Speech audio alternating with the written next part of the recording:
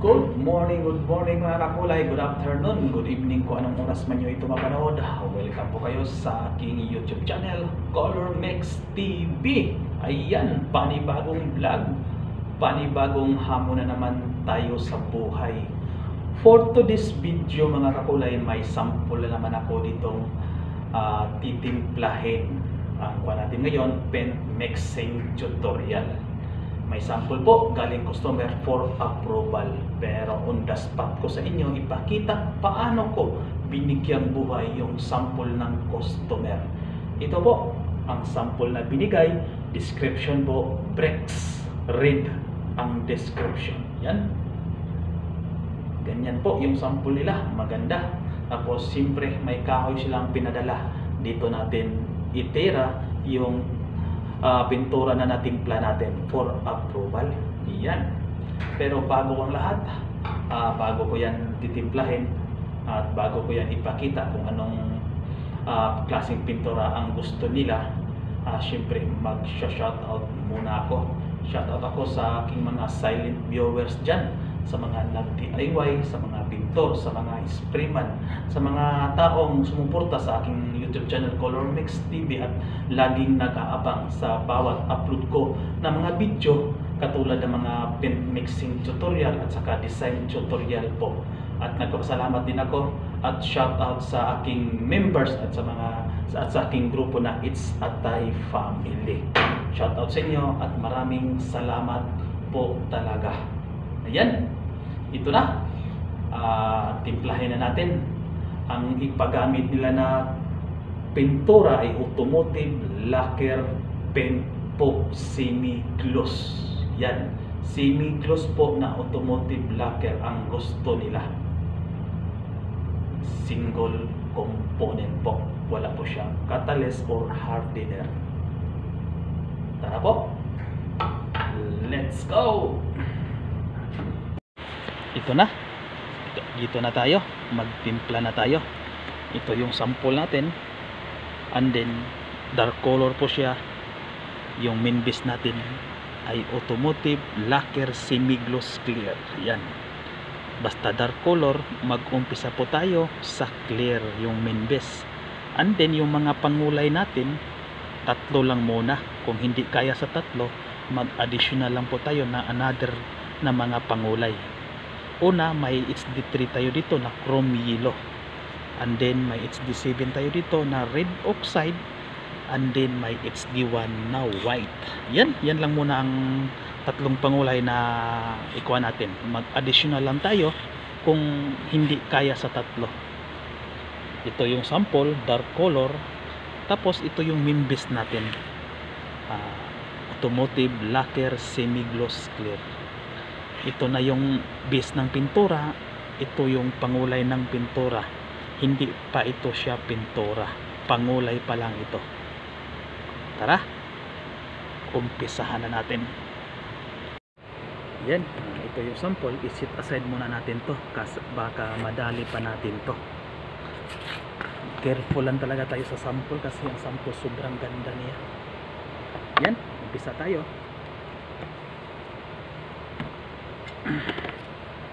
Alam nyo na, manual muna. Pag na-approve na, saka ko na siya lagyan ng formulation.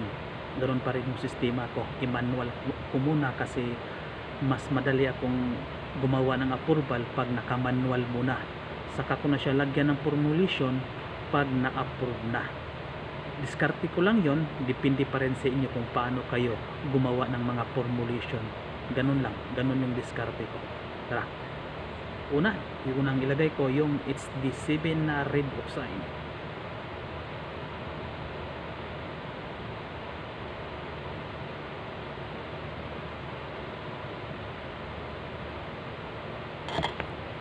Konting halo lang.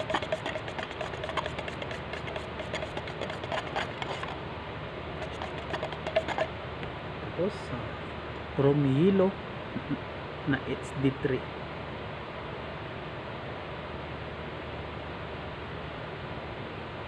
Sa mga baguhan dyan, dahan-dahan lang po tayo talaga sa pagtimpla. Hindi, huwag na kayong magmamadali. Tingnan nyo na maigi yung sample.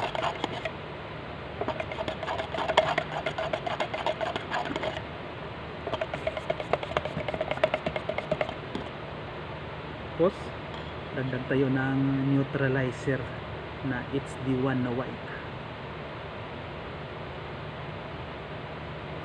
Yan, dahan-dahan lang po tayo.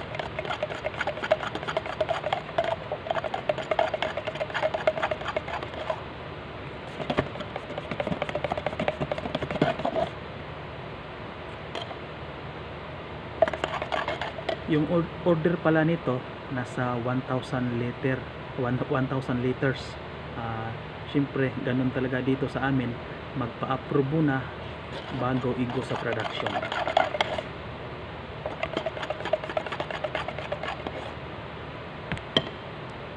Tingnan natin, pero dagdag muna tayo ng konting red oxide.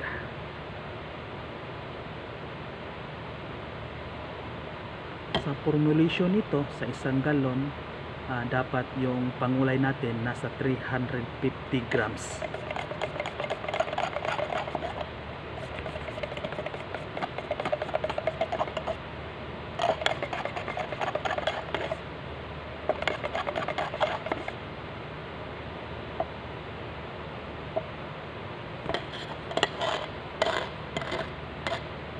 Tingnan natin.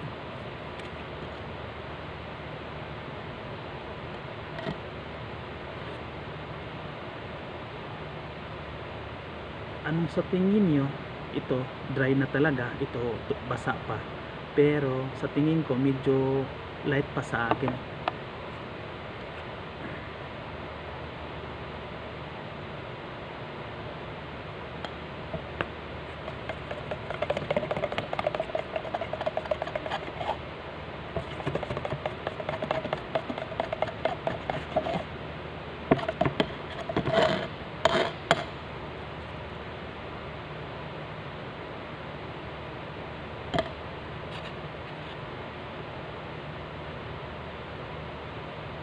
Ayan, itira na natin to, spray natin para makita natin kung parehas ba siya o hindi.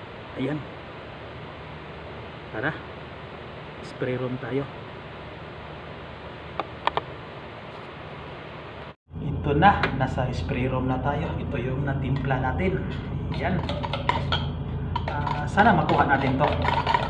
Nakapinding talaga yung order nito, nasa 1,000 liters po. Nasa malaking makina to. Yan. Tapos ito yung sample natin. Yan. Always natin i-set aside natin yung sample kasi baka makabayad tayo nito kung kunting gasgas or kunting mansa sa pintura ng ibang pintura. Yan ang mahirap. Tayo pa yung makabayad. Yan. Ito yung kahoy, tapos set aside natin to, dito natin ilagay, itago. And then ito, naliha ko na ito. Yan, maganda yung kahoy nila, sa tingin ko pang cabinet ito talaga. Yan, ito natin yan. And then syempre kukuha lang tayo ng isang kuhan ng natimpla natin, tapos i-spray natin. Kuha tayo. Yan, kasya na to. Itong natira ito yung control ko kung ma-approve siya. Dito ako titingin pag gagawa ko ng formulation ito. Gawan ko ito ng formula para hindi na talaga mahirapan yung mixer namin dito. Lagay na siya ng kulay, timplahin na lang sa makina, saka all goods na. Ganun ako. Tinitinan ko palagi yung kapakanan ng mixer ko. Kailangan ko din na lagyan talaga ng formulation para sureball at hindi na medyo mahirapan pa. Yan. Siyempre single component po siya. Wala siyang catalyst, wala siyang hardener. Lacquer thinner lang po talaga ang gagamitin natin.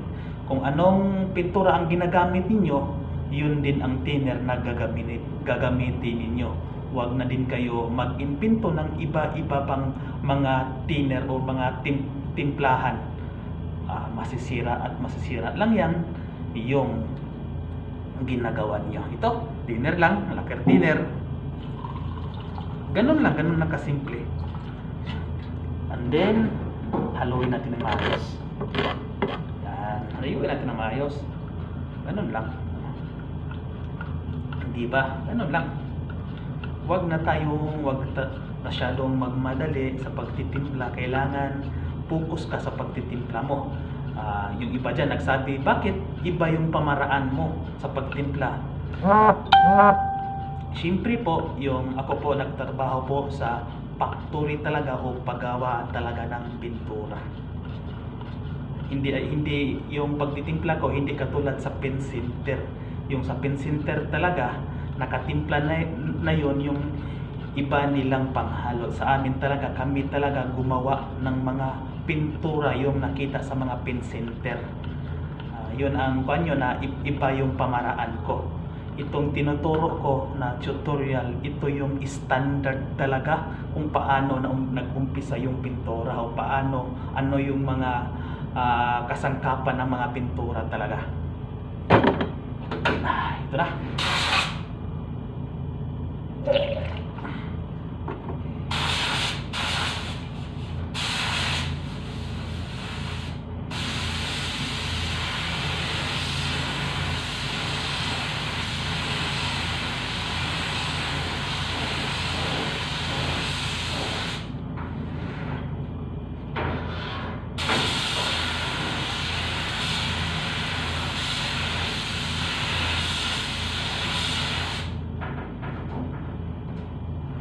Isa din dapat yung paggawa ng approval, dapat yung approval mo decente, quality at maganda talaga siya.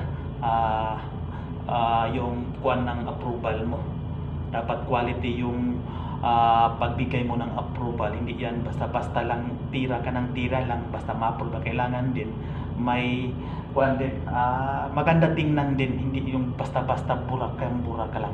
Yan.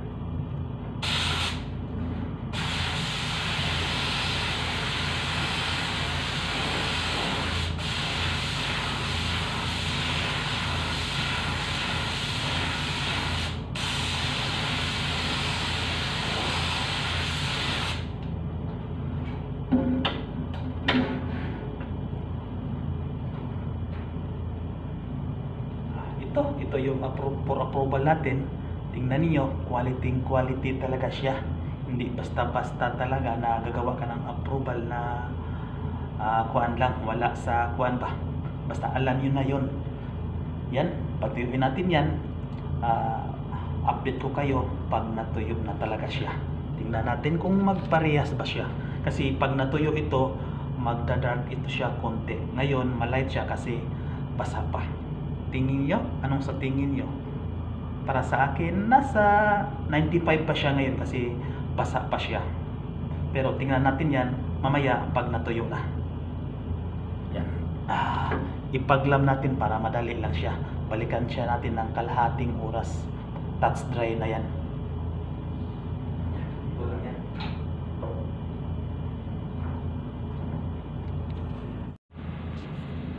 Ito na. After sa kalahating oras na pagpatuyo natin, ito na siya. Tuyo na siya. Touch dry na siya. Pero hindi pa rin siya masyadong natuyo. Pero okay na siya. Kumbaga sa term namin na touch dry, pwede mo na siyang mahawakan. Ayan. Ito na. Tingnan natin yung sample kung gaano ba siya kalapit. Ayan. Yan, ito yung original na sample. Ang ganda ng sample. Ito yung tinimpla natin. Yan. Sa tingin nyo ba? Ano ba? Ano ba talaga? Parehas ba o hindi? Sa tingin ko nasa 98% or 99% talaga siya. Sobrang lapit niya. Tingnan nyo kung ano ba ang resulta. Yan. Yan po ang Brex Red. Yan. Ano sa tingin nyo? Gaano ba kalapit? Sa tingin ko nasa 98% or buhukan yung pagitan. Hindi naman talaga natin yan ma-perfect kasi hindi ko din alam kung anong chemicals ang ginagamit nito. Sa amin lang kung ano ang nandito sa amin na mga chemicals o pangulay, yan lang talaga. Sa tingin ko, nasa 98% talaga siya. Yan. Yan na po ang for approval ko. Maya-maya lang, pwede ko na yan ipa-approve. Puntahan ko na yung customer. Yan. Yan po ang talagang aking for approval. Maganda siya, quality. Maganda yung pagkatira natin. Yan. Salamat sa inyo. Salamat sa inyong walang sawang suporta. Ayan. Ito pala yung pangalan ng kumpanya, 40 Days. Ang ganda ng sample nila. Ang gandang pagkatira nila din. Yan. Salamat sa inyo. Salamat sa walang sawang suporta sa aking YouTube channel. Yan po ang Brix Reed. Single component in semi-gloss color. Maraming salamat sa inyo. Sana suportahan nyo pa rin yung mga upload ko na mga video kagaya nito sa mga silent viewers dyan at sa mga laging nag-aabang sa mga paint mixing tutorial ko. Maraming salamat sa inyo. Yan na po. Ready for approval. Sa tingin ko, ma-approve talaga siya. Yan. Maraming salamat. Thank you po. God bless po.